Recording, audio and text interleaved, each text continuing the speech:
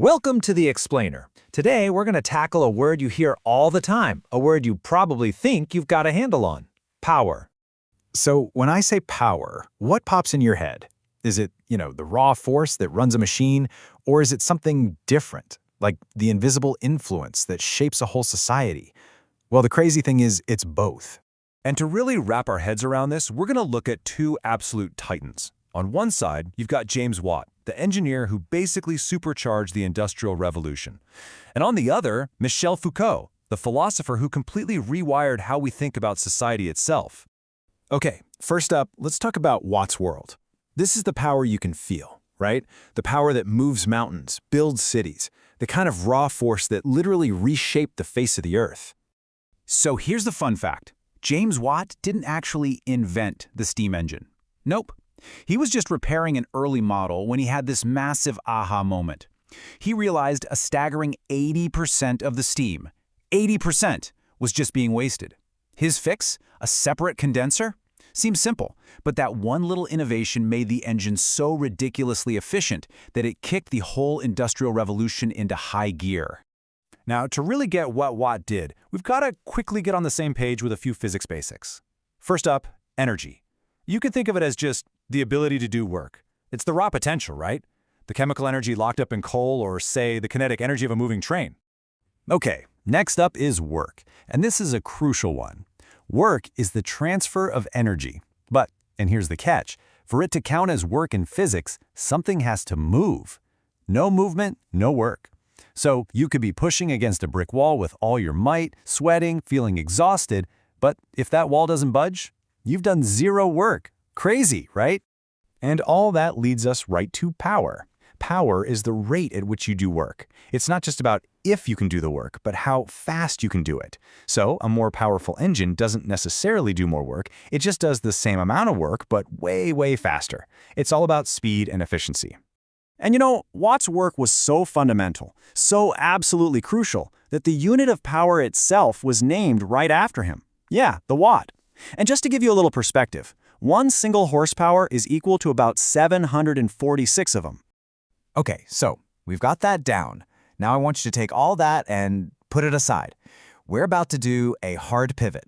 We're leaving the engine room and heading into the classroom, the hospital, even our own minds. We are now entering the world of Michel Foucault.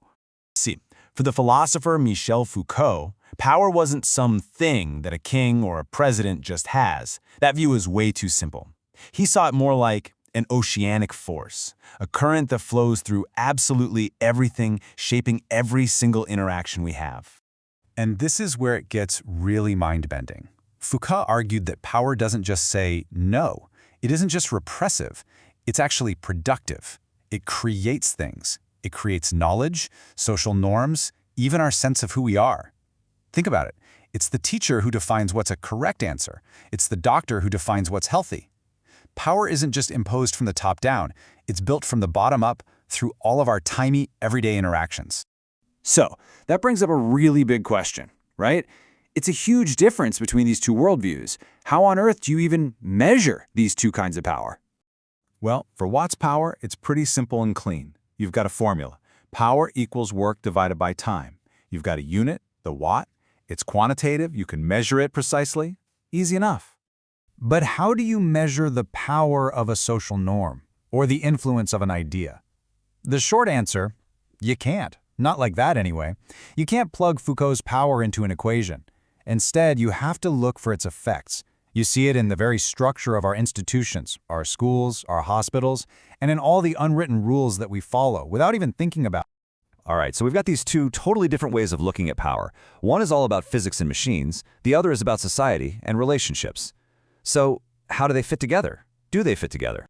Let's just put them side by side. Watt's power is physical and mechanical. It's concentrated in an engine. Foucault's power is social and relational. It's spread out, diffused through a whole network. One transfers energy, the other produces knowledge and norms. One is measured in watts, the other, well, it's measured by its effects. And this is the kicker. They're actually deeply connected. The Industrial Revolution, which was kicked off by Watt's kind of power, didn't just build our modern world. it also created the need for new systems to manage all those people in factories and cities and schools. And those are the very systems of social power, the invisible networks of influence that Foucault was so brilliant at describing. So, that leaves us with one last thing to think about.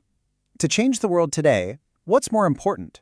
Building a better engine or better understanding the invisible currents that connect us all?